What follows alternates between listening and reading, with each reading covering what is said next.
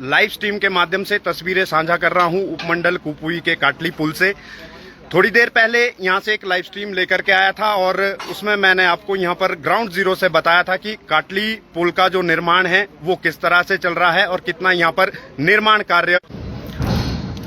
आज इसी पुल से अपनी आवाज को बुलंद करना चाहते हैं लोक निर्माण विभाग में कार्यरत मल्टीटास्क वर्कर। हम इनसे यहाँ बात करते हैं।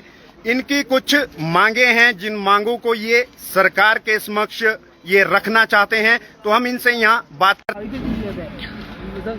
इनकी कुछ सरकार से मांगे हैं। हम इन लोगों से बात करते हैं क्या कुछ ये सरकार से चाहते हैं।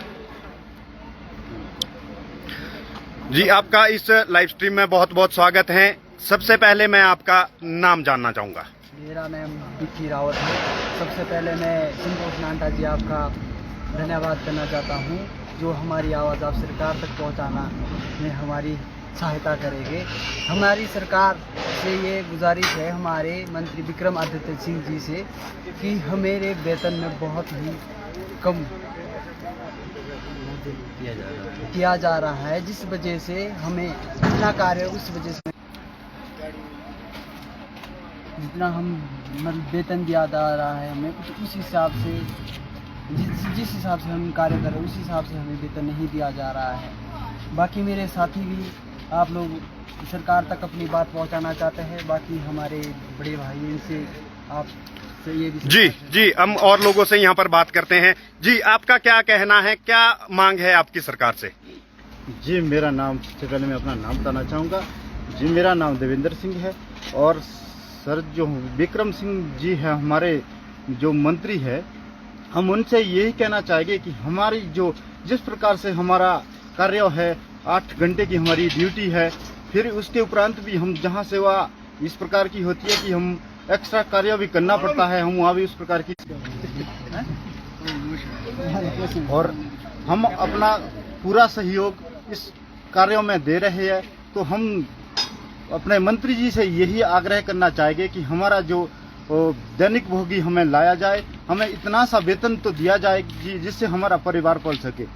जी, मैं अपनी तरफ से कहना चाहूँगा कि मेरे पास छोटे बच्चे हैं और मेरी उम्र कम से कम 38 साल हो चुकी है, जिससे कि मेरा अगर हम इस हिसाब से हमारा जो परिवार का खर्चा है वो उठाना बहुत ही असंभव हो चुका है।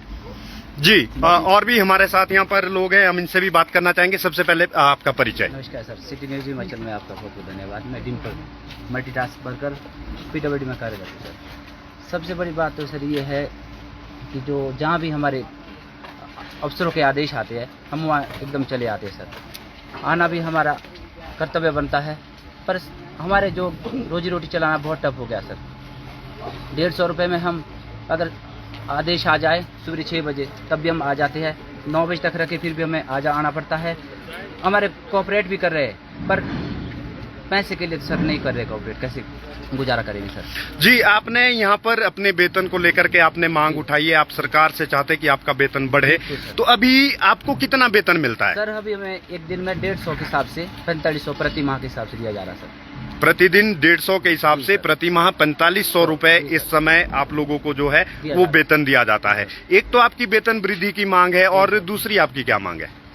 पॉलिसी सर, अब देखिए सर, आप अभी बड़े भाई ने बताया 38 साल हो गए इनकी, 30 साल में कुछ हमारे पास 40 प्लस भी है। अब देख सकते हैं आप 15-18 साल में क्या कर पाएंगे।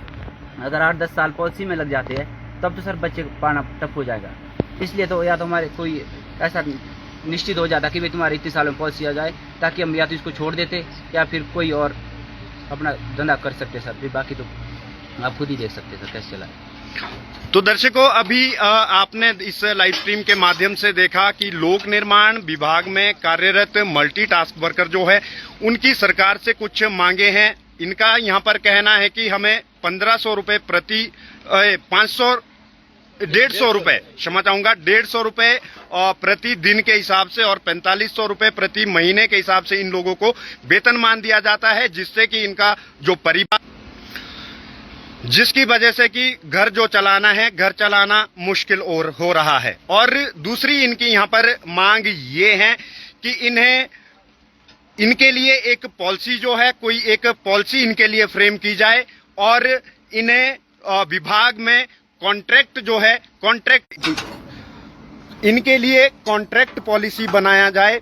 और बाकी इनका ये कहना है कि अगर ग्राउंड लेवल की अगर बात करें तो ग्राउंड लेवल में ये लोग बहुत मेहनत करते हैं, बहुत हार्ड वर्क करते हैं और जिस हिसाब से ये कार्य करते हैं उस हिसाब से इन्हें वेतनमान जो है, वेतनमान नहीं दिया जाता। माननीय मंत्री से ये इनकी मांग है कि इनको एक सम्मानजनक वेतनमान दिया जाए, जिससे कि ये अपने परिवार का भरण पोषण कर सके।